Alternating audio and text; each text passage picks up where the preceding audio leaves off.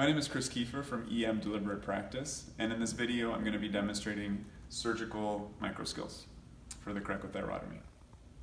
So, in terms of performing this procedure, the more control we have, the better. Okay? So we've already developed a lot of control with our gross motor patterning, right? We have got our laryngeal handshake, which is stabilizing our larynx nicely.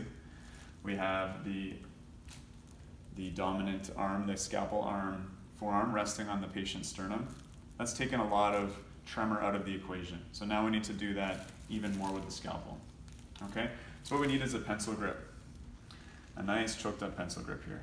Okay, and this really is to distinguish it from other forms of scalpel grips such as the fingertip grip, which is used often by surgeons in, say, performing a laparotomy where they need to make a great big long incision, a nice straight long incision. Okay? That's not the type of procedure we're doing right now. We're operating in a very confined area, often with other things going on, be it CPR or further airway attempts from above. Okay, so we're really trying to control our environment here. Pencil grip. So the second thing is just very basic, but looking at the scalpel incision techniques. Okay, so we're going to use two of these techniques. One is called a slide cut, and I think it's pretty intuitive, and we're all pretty familiar with it. But just to go through the basics, for a slide cut, you're puncturing the skin, and then you're using traction, right, to create your cut. Okay, so a slide cut. And that is different from our second incision, right? Our first incision being that vertical midline incision, which is really opening up the area and allowing us access to some of the more deeper anatomy. So the second incision, where we actually puncture through the cricothyroid membrane, is called a stab incision. Okay, pencil grip again. The scalpel is in a perpendicular relationship, and we are simply stabbing in.